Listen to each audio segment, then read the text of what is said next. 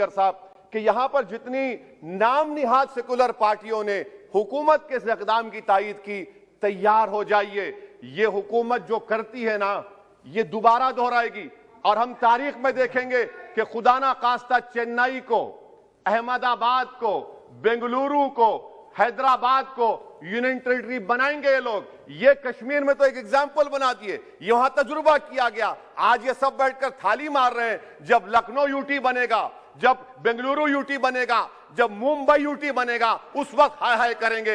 ये consistent policy आपकी है। इसीलिए सर, मैं होम मिनिस्टर से जो सवालात किया हूं, मैं आपसे पूछना चाहता हूं। और ये 2G से 4G करके आपने एहसान नहीं किया, अमेरिका के दबाव में आपने किया। ब्रैड शर्मन से भारत के सफीर ने मिला, अमेरिका ने स्टेटमेंट दिया और आपने 2 दिन में 4G को बहाल कर दिया। आप इस मसले को इंटरनेशनलाइज कर रहे हैं, ये गलत है और इससे कश्मीरी अवाम का डिसएम्पावरमेंट होगा, एलिनेशन बढ़ेगा। शुक्रिया सर। भाई, बिल को पायलट तो मैं कर रहा हूं, लेकर मैं आया हूं।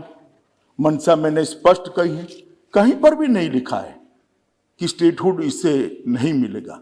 आप कहां से ड्रॉ करते हो? आपकी मन की आशंकाओं को जम्मू कश्मीर की जनता पर क्यों थोप रहे हो?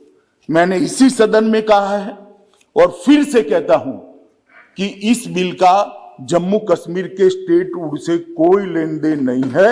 उपयुक्त समय पर जम्मू कश्मीर को स्टेटहुड दिया जाएगा। और कह रहे हैं कि स्टेटहुड देना है तो एग्मूट में क्यों लेकर आए? जरा एग्मूट कैडर को ही समझ लेते।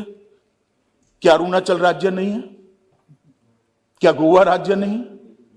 मिजोरम राज्य नहीं है? ये सारे राज्य ही है। जरा ध्यान से पढ़ लेते तो इतनी फजीहत ही न होती। ये सारे राज्य है और एग्मूट कैडर के अंडर में है। जहां पर विशेष प्रकार की भौगोलिक परिस्थिति होती है, एडमिनिस्ट्रेटिव परिस्थिति होती है, वहां पर अफसर भेजने पड़ते हैं और वो राज्य के विकास के लिए जाते हैं। जो अफसर एग्मूट कैडर के हैं वही मसूरी की जगह पे ट्रेनिंग लेकर आते हैं जो जम्मू कश्मीर कैडर के लोग पहले लिया करते थे। ये ऑल इंडिया कैडर है मान्यवर।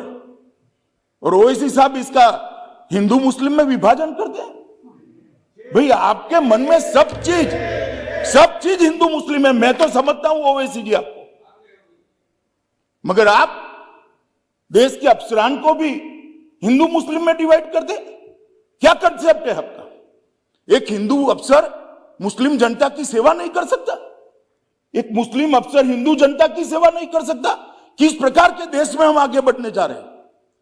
अफसरों की संख्या हिंदू मुस्लिम में बांटेंगे और अपने आप को सेक्युलर कहते हैं। काहे का सेक्युलरिज्म? हिंदू मुस्लिम में अफसरों की संख्या बांटेंगे। इस तरह से तो मान्यवर कश्मीर के अंदर शांति नहीं होगी, ज्यादा चिंता होगी, ज्यादा उचाट होगी, संशय बढ़ेंगे।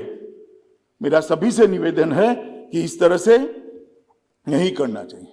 अभी उन्होंने एक और निवेदन कर दिया मान्यवर कि 2G से 4G विदेशियों के दबाव में किया है।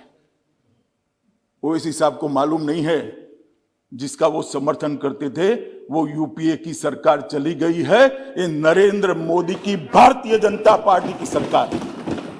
इस देश के फैसले ये देश करता है, इस देश के फैसले इस देश की संसद करती है। कोई हम पर दबाव नहीं कर सकता। और हमने उसको इसलिए रिस्ट्रिक्ट किया था मान्यवर कि कुछ समझने के लिए समय चाहिए था। अफवाहें न फैलाई जाए, इसके लिए एक समय चाहिए था। और आप हमें पूछ रहे हो भाई अधीर रंजन जी 2G और 4G, आपने तो मोबाइल ही बंद कर दिए थे और 20 साल तक बंद कर दिए थे। वाजपेयी जी की सरकार ने आकर 2G 4G छोड़ो, मोबाइल सर्विस ही बंद कर दी थी। कहां गए थे उस वक्त सारे अधिकार? मैं आपको पूछना चाहता हूं माननीय आपके माध्यम से, कहां गए थे सारे अधिकार? जब विपक्ष में बैठते हैं तब अपने समय में क्या किया था वो भी तो थोड़ा याद रखना चाहिए, वरना फिर सुननी पड़ेगी। मान्यवर, ये हमें 4G और 2G का कह रहे, मैं अभी भी कहता हूं कि सबसे बड़ा नागरिक का अधिकार है सुख और ठीक से रहने का, सलामती के साथ रहने का। सलामती जहां नहीं होगी वहां सारे अधिकारों का कोई मतलब नहीं। ये नई फैशन शुरू हो गई। मान्यवर, मैं कहना चाहता हूं कि ये जो लोग कह रहे हैं कि हम विदेश के दबाव में आकर कह रहे हैं, मैं उनको पूछना चाहता हूं कि किसके दबाव के अंदर धारा 370 को इतने समय तक चालू रखा आपने, ये तो जरा बता दीजिए। किसका दबाव था? कौन प्रेशराइज करता था? अभी किसी ने कह दिया बड़े बड़े साहित्यिक शब्दों के साथ कि शासन का जनता से वादा था, एक एग्रीमेंट था। भाई, मैं तो एग्रीमेंट को बारीकी से पढ़ता हूं और मैं तो मानता हूं कि पूर्ववर्ती सरकारों ने भी जो वादे करे हैं उसको ध्यान से पढ़ने चाहिए और इसका अमल करना चाहिए। 370 के बारे में कहा गया कि 370 और 35 से वो देश की सरकार का जम्मू कश्मीर की जनता से एग्रीमेंट था। एग्रीमेंट जरूर था, मगर उसमें टेम्पररी शब्द आप भूल जाते हैं पढ़ने का। ये टेम्पररी था।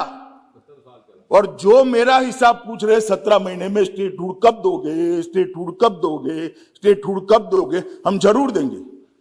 मगर मैं उनको पूछना चाहता हूं, ये मैंने भी कहा है स्टेटहुड टेम्पररी है, मगर आप 17 महीने में हिसाब मांगते हो तो टेम्पररी 370 साल तक चली, उस वक्त क्यों हिसाब नहीं मांगते थे?